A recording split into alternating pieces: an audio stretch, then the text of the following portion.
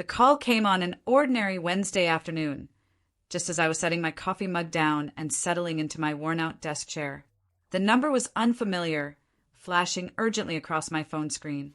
Something in my gut twisted even before I answered. "Hello, is this Emily Carter?" the voice on the other end asked. "Yes," I replied cautiously. "This is Charles from Liberty National Bank. We're calling regarding your overdue mortgage balance of $523,000. We've sent several notices, but..." The words blurred. Mortgage? $523,000? I didn't own a house. I didn't even own a new car. "You must have the wrong person," I said, my voice shaking despite my efforts to sound calm. "Ma'am, the documents we have show your full name, date of birth, and social security number. You are listed as the primary borrower on the loan taken out 3 years ago." 3 years ago. My heart dropped. That was around the time Jessica, my younger sister, had been talking about wanting a bigger house, one she couldn't afford. I sat frozen, the hum of my computer fan filling the silence.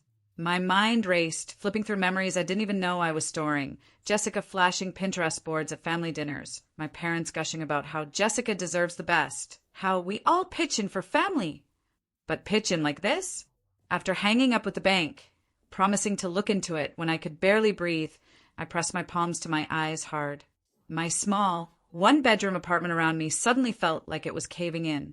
There had to be a mistake. There had to be. I rifled through my drawers, pulling out every old document I had, praying I would find some clue that proved it wasn't me. But deep down, the icy grip of betrayal had already begun to wrap around my ribs. Because if it wasn't a mistake, there was only one explanation. I thought about how my parents always called me the responsible one. The one who didn't need help, who wouldn't make a fuss. Meanwhile, Jessica flitted from one bad decision to another, cushioned by Mom's whispered excuses and Dad's tired sighs. It had always been that way. I was the background character in my own family, useful, dependable, invisible. I pressed my forehead against the cool wood of my desk. Tears burned the back of my eyes, but I refused to let them fall. Not yet. This wasn't just about money. It was about trust, about being treated like my future, my life, was something they could casually sign away without even a warning. My phone buzzed again, this time a text from my mother. "Hey, sweetheart. Hope you're having a good week. Family dinner Sunday." Family dinner. Like everything was normal. Like my name wasn't tied to $500,000 of debt I didn't sign for. The taste in my mouth turned bitter. I typed back, sure, and hit send. Because before anything else, before accusations or screaming matches, I needed to know the whole truth. And when I found it, I would decide exactly how loud or how silent my response would be. And something deep inside me promised, this time I wouldn't stay invisible. The next morning, after a sleepless night of staring at the cracks in my ceiling, I sat hunched over the kitchen table, a steaming cup of untouched coffee beside me. My laptop was open, tabs multiplying like weeds, mortgage fraud, forged signatures, legal advice blogs, warning signs of identity theft. But none of it prepared me for what I was about to see. I called the bank again, requesting a copy of the mortgage documents. The woman on the line was polite, almost mechanical, as she emailed them over within minutes. When the PDF opened, my breath caught in my throat. There it was, page after page, filled with my name, my information, and my signature, except it wasn't mine. It looked close enough that someone who didn't know better might not notice. But I knew every curve of my real signature, every little tremble in my hand. This one was too perfect, too rehearsed. It felt like staring into a cracked mirror. I zoomed in, studying the slanted loops, the heavy tail on the Y in Emily, the way Carter was spelled just a little too neatly. My hand started to tremble. How could they do this? How could my own parents? The floor seemed to shift under me. I grabbed the edge of the table, grounding myself. I kept flipping through the pages, heart pounding harder with every line. Every loan term, every initial scribbled on the margins, every signature. It was like watching someone rob me in slow motion. And the worst part was, they hadn't even thought I deserved to be warned. I thought about every family holiday where Jessica was treated like royalty and I was expected to smile and clap from the sidelines. every time I picked up the check because you're doing better right now, sweetheart. Doing better until now. The walls of my small kitchen seemed to close in tighter. I closed my eyes, letting the storm churn inside me. No tears. Not yet. Only a growing, hollow ache. The betrayal wasn't loud. It didn't come with screaming or slammed doors. It was quiet, sharp, like a scalpel sliding under the skin. I started gathering every scrap of paper that tied me to them financially. Old bank statements, credit reports, even birthday cards where they joked about the responsible daughter. Evidence. I didn't know exactly what I would do with it yet, but I knew I needed to protect myself. As the hours crawled by, memories flashed behind my eyes like a cruel movie reel. Jessica showing off her new car after flunking out of college. Mom telling me, "You're the strong one, Emmy. Jess needs a little extra." Dad patting my head like a dog when I graduated without anyone showing up to the ceremony. They had always expected me to carry the weight, to be the net when Jessica fell. This time, they hadn't even bothered to ask. They just signed my future away, assuming I would never fight back. By evening, a neat pile of documents sat on the kitchen table, a silent promise to myself. The girl who once bent over backwards to be the good daughter was gone. Now, I wasn't sure exactly who I was becoming, but I knew one thing. I wouldn't stay silent forever. Sunday came too fast. I stood in front of my parents' house, the house where I grew up, staring at the door like it was the entrance to a courtroom. A part of me wanted to turn around, to pretend none of this had happened, to stay the invisible daughter who didn't cause trouble. But another part, the part they didn't know they'd created, steeled my spine. I knocked once, twice. The door swung open, and there was my mother, beaming like everything was perfect. "Emmy, so glad you could make it, sweetheart." Sweetheart. I stepped inside. The familiar smell of pot roast and lemon cleaner hit me all at once, dragging me back to 100 childhood memories. Only now they felt hollow. Dad was in the living room, half watching a football game, beer balanced on the armrest. Jessica sat curled up on the couch, scrolling on her phone, expensive purse tossed carelessly beside her. None of them even glanced at me properly. I took a seat quietly, my heart pounding so loud it felt like the walls should shake. I waited, let them get comfortable, let them reveal themselves. Dinner was served like any other Sunday. Laughter, chatter, Jessica complaining about how expensive landscaping was for her stupid big yard. Dad grunting about the game. Mom doting on Jessica like she hung the moon. Finally, after the plates were cleared, I spoke. "Hey, I have a question," I said, my voice low but steady. 3 sets of eyes turned toward me, mildly curious, like I was about to ask if they'd seen my missing scarf. "Does anyone know anything about a mortgage with my name on it?" Silence. A full, thick silence that made the ticking of the wall clock deafening. Jessica was the first to react. She shifted, pulling her sleeves down nervously. Mom's smile faltered. Dad coughed into his hand. I kept my expression calm, almost blank. I didn't raise my voice. I didn't accuse. I just waited. Mom was the first to break.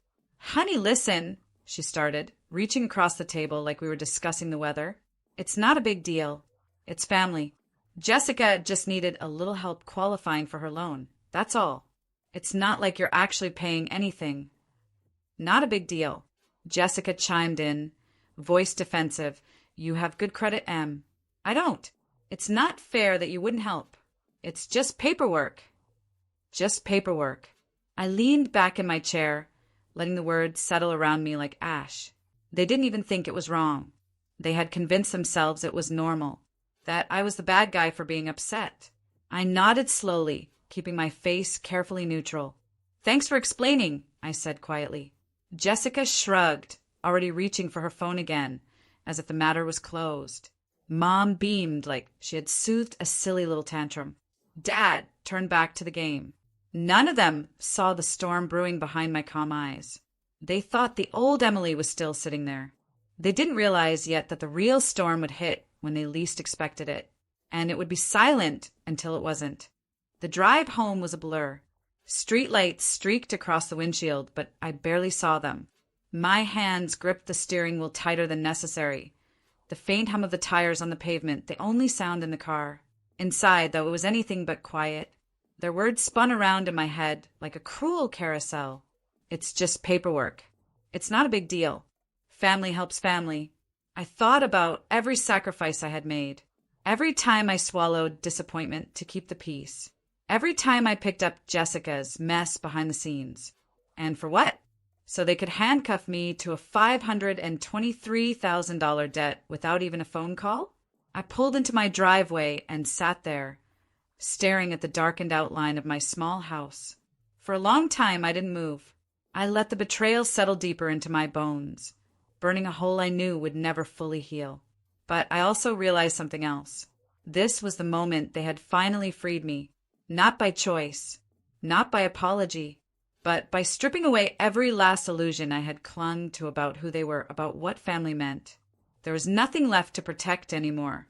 No love to cling to, hoping it would fix itself. They had drawn the line.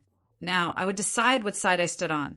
I went inside, changed into my oldest sweatshirt, and opened my laptop again. This time I didn't search for advice. I searched for answers, solutions, lawyers who specialized in mortgage fraud, articles about suing family members, steps to remove your name from a fraudulent loan. The world felt colder, sharper, but for the first time in a long time I felt awake. I stayed up late into the night, reading, taking notes, mapping out everything. If they had expected me to roll over and cry about it, they didn't know me at all. I wasn't going to scream. I wasn't going to throw fits or demand apologies that would never come. I was going to be smarter, quieter, deadlier. I thought about every moment they had made me feel small. Mom brushing off my college acceptance with a distracted, "That's nice, honey." Dad laughing when I told him about the promotion I earned without anyone's help, Jessica sneering, "Not everyone's perfect like you."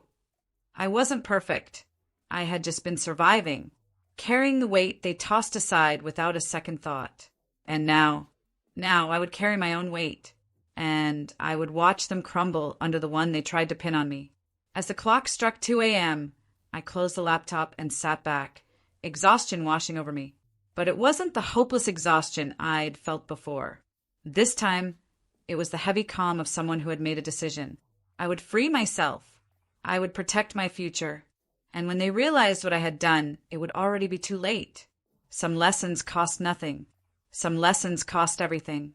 They were about to learn the difference. The next morning, I woke up with a clarity I hadn't felt in years. It was strange how betrayal, once fully realized, could sharpen the mind instead of breaking it. I called out of work, telling my boss I needed a personal day. She didn't ask questions. I think she heard something different in my voice, a quiet finality that didn't invite small talk. My first stop was a local coffee shop not far from downtown. It was quiet, tucked between a florist and a bookstore. The kind of place where secrets could be discussed without anyone caring enough to listen. I sat at a corner table, nursing a bitter black coffee, waiting for my appointment. At exactly 9 a.m., he arrived. Mr. Warner, a real estate attorney recommended by a friend, someone known for being discreet and ruthless when necessary. He was older, sharp-eyed, with the no-nonsense energy of someone who had seen too many ugly family battles to be fazed by one more. I handed him the documents I had gathered, the mortgage papers with my name plastered across them, the letters from the bank demanding payments, my credit report showing the hit my score had taken. Mr. Warner flipped through the stack methodically, eyebrows drawing together slightly. When he finished, he set the papers down and looked at me steadily. "You understand what this means, right?" he asked. I nodded. They committed fraud. Identity theft, technically. It's criminal. Hearing those words out loud felt like a punch and a balm all at once. Fraud. Identity theft. Not just family drama. Not just a misunderstanding. Crimes. I didn't cry. I didn't rage. I just leaned in and asked the only question that mattered. How do I fix it? Over the next 2 hours, Mr. Warner laid out the plan. File a police report. Notify the bank in writing, officially disputing the loan. Begin proceedings to have my name legally removed. Sue, if necessary, for damages. It wouldn't be fast. It wouldn't be easy. And it would absolutely destroy whatever fragile ties remained with my family. but it would also save my future. As I listened, taking notes carefully, I realized something important. I wasn't doing this to them. I was doing this for me. They had made their choices. I was just choosing differently now. When the meeting ended, Mr. Warner shook my hand firmly. "You're doing the right thing, Emily," he said. "Don't let guilt make you weak." I tucked his card into my wallet and left the cafe, stepping into the bright, unforgiving sunlight. Outside, life moved on. People laughed, cars honked, a mother scolded her child lovingly on the sidewalk. I realized, standing there, that my life could move on too. Without them. It wouldn't be easy, but it would be mine. And for the first time, that was enough. The police station smelled faintly of old coffee and something metallic, like worn-out filing cabinets. I stood at the counter, feeling oddly detached as I explained to the officer that I needed to file a report for identity theft. When he asked for the details, I handed over the thick file Mr. Warner had helped me compile: documents, timelines, copies of my ID, the fraudulent loan papers. As the officer flipped through them, I caught a flicker of something across his face. Recognition, disbelief, maybe even a small flash of anger on my behalf. "You sure you want to move forward with this?" he asked quietly, glancing up at me. "If I don't," I said evenly, "they'll keep taking from me." He nodded, stamped the papers, and handed me a copy of the report. It was official now. From there, the dominoes began to fall faster than I had even dared hope. I mailed the certified letter to the bank that same afternoon, attaching the police report and a formal dispute notice. I remember standing at the post office counter, the pen trembling slightly in my hand as I signed the last form. Not from fear, from the weight of finality. There would be no taking this back. The next few days passed in a tense, eerie silence. I didn't call my parents. I didn't call Jessica. I didn't warn them. Instead, I waited.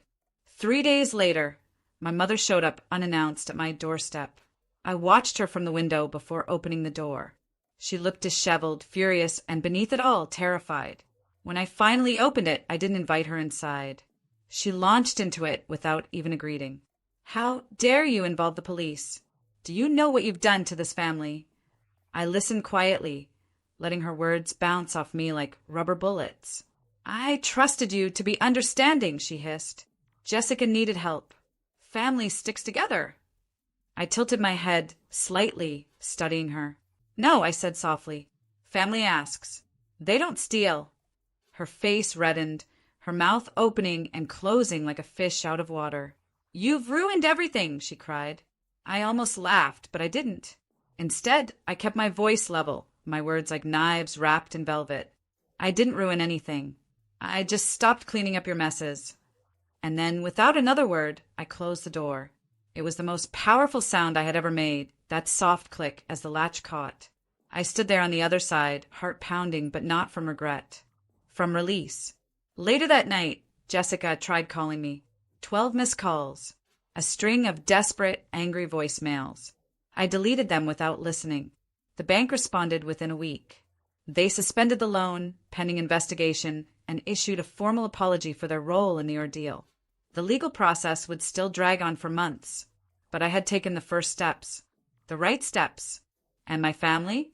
Their world, built on lies and entitlement, was finally starting to crack. I didn't have to scream. I didn't have to fight. All I had to do was stand still while the truth did its work. And somehow that was so much sweeter. In the weeks that followed, the silence grew thick around me. No more surprise visits. No more frantic calls. No more guilt-drenched texts from relatives telling me to just forgive and forget. It was as if I had been erased from the family group chat, from holiday plans, from their carefully curated image of unity. At first, the loneliness was suffocating. Even when the betrayal cuts deep, there's a part of you, the child still craving approval, that aches when the ties finally snap. But slowly, something else took root inside me. Peace. Real peace. I found myself doing things I had neglected for years. I spent Saturdays wandering through farmers markets, buying sunflowers for my kitchen table. I started hiking local trails, breathing in the cool morning air and feeling the earth steady beneath my feet. I enrolled in a pottery class on a whim, my hands clumsy, but my spirit somehow lighter each time I shaped something new from the raw clay.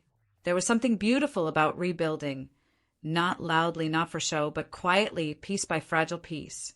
The legal process continued in the background. I responded to emails from Mr. Warner, signed affidavits, collected updates about the loan's slow unwinding. Each time I saw an official letter with my name on it, Emily Parker, it reminded me, this name is mine. This life is mine. Not a gift from my parents. Not an obligation to my sister. Mine. The strangest part was realizing that, deep down, I didn't want revenge the way I once thought I would. I didn't want to see Jessica lose everything. I didn't want my parents dragged through public shame. I just wanted distance. Freedom. A chance to live without carrying the invisible weight of debts I never agreed to bear. One evening, a few months after it all began, I sat on my small apartment balcony with a cup of tea, watching the city lights flicker to life. I thought about the girl I had been, the one who kept saying yes out of fear, who kept absorbing every blow like it was her duty. And I thought about the woman I was becoming, quiet, steady, unbreakable in a way no shouting match could ever achieve. A soft breeze lifted the edge of the old throw blanket wrapped around my shoulders. I smiled into the darkness and whispered the words I had waited a lifetime to believe. I owe them nothing. Not anger, not explanations, not even forgiveness on their timeline. Just silence. And in that silence, I finally found myself. The final confrontation wasn't loud. It wasn't a screaming match or a tearful apology. It wasn't anything dramatic at all. It happened on a quiet Sunday afternoon, almost a year after everything had started. I had just come back from a pottery fair, arms full of handmade mugs and bowls, when I saw them, my parents and Jessica, standing awkwardly outside my apartment building. They looked smaller somehow. Jessica's once perfect hair was unkempt, her eyes darting around nervously. My mother clutched her purse so tightly that her knuckles were white. And my father, the man who once bellowed that family was about loyalty, couldn't even meet my gaze. They were losing everything. The bank's investigation had triggered a cascade of consequences. Jessica's loan had defaulted. The house she was so proud of was foreclosed. And with it, their carefully built illusion of control crumbled. I paused on the sidewalk, the late afternoon sun casting long shadows around us. They must have seen the change in me, because for the first time in my life, they didn't bark orders or demand explanations. They pleaded. "Emily," my mother began, voice trembling. "We made a mistake, but we're still family." Jessica stepped forward, her voice thin and desperate. "I need your help, just for a little while. Please don't turn your back on us." There was no anger inside me anymore, no burning need to lash out or make them suffer, just a deep, calm certainty. I set down my bags slowly and stood up straight. I looked at each of them, really looked, at their faces full of fear, regret, and the realization that I no longer belonged to them. They hadn't come because they loved me. They had come because they needed something from me again. And this time, there would be nothing to take. "I hope," I said, my voice steady and clear, "that one day you understand what real family means. But it's not something you can steal, or fake, or demand when it's convenient." I picked up my bags again, feeling the weight of them, solid and real in my hands. "And as for me," I added quietly, "I'm finally free, and I'm not coming back." Their faces crumpled, my mother's mouth opening in protest, Jessica's eyes welling with tears. But I didn't wait to hear what they said next. I turned, walked past them, and never looked back. As I reached the stairs to my apartment, I paused for just a moment, the afternoon breeze ruffling my hair. I whispered, not to them, but to myself. Sometimes walking away is the loudest thing you'll ever say.